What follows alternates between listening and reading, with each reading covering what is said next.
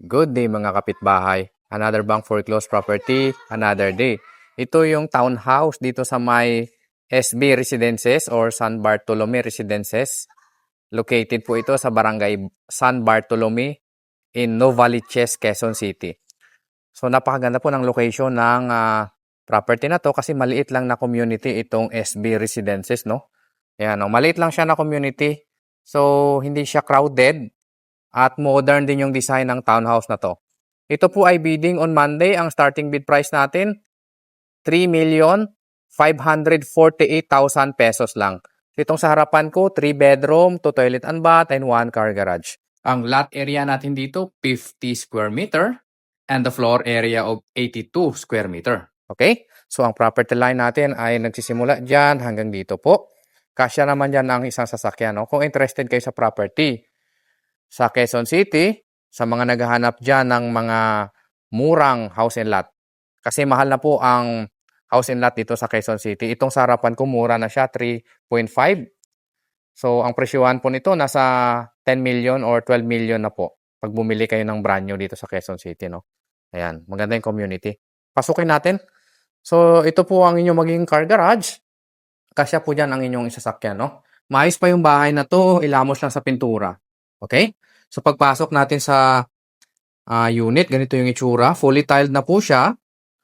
Wala pong angat na tiles dyan o kapak akong nakita. No? Ito yung maging living area nyo at saka dining area. Yan, di ba? Maganda po yung property na to. Quezon City lang. No? Ito yung maging kusina mo. Lutuan. Dito siya. At may service area dito. Dito yung laundry mo. Yan, may maliit na lababo. Meron tayong toilet and bath dito sa ground floor. So, medyo madilim lang kasi wala pong kuryente yung bahay na to. Disclaimer lang po. May caretaker tayo dito kaya nababantayan at naalagaan yung bahay, no? Mura na to sa 3.5. Kung gusto nyo mag-bid, bigyan ko kayo ng winning bid dito. Kaysa kumuha kayo ng condo, no? Quezon City pa ito. Novaliches, Quezon City. Malapit lang po ito sa SM Novaliches. Akitin natin yung second floor. Yung hagdanan natin, solid po yan na semento. Yan. Maganda yung unit na to. Maganda siya. Maliit lang na community yung SB Residences eh. Dito sa second floor, ganito yung itsura. So, maluwag pa yung hallway. Meron ditong 3 bedroom and 1 toilet and bath. So, ito yung bedroom number 1. Yan. Hilamusan nyo na lang po since ito ay bank foreclosed as is where is, no?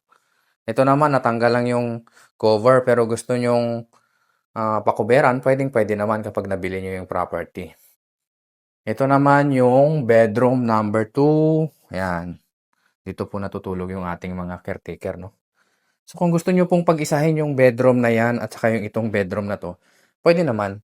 Ayan. Pwede nyo siyang tanggalin para maging isa na lang.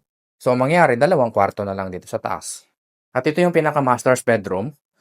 Maluwag po ito. Kasyang-kasya king or queen size na kama. Ayan. Maayos po. Kunting hilamos lang, kunting retouch, pwede nang tirahan yung bahay. Perfect sa mga naghahanap ng house and lot dito sa Quezon City na mura.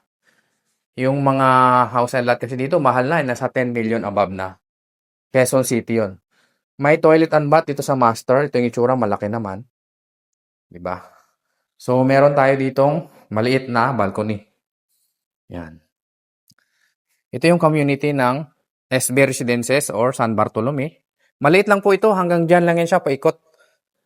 Sa tingin ko nga, wala pang 1 hektarya tong property na to eh, yung subdivision na to.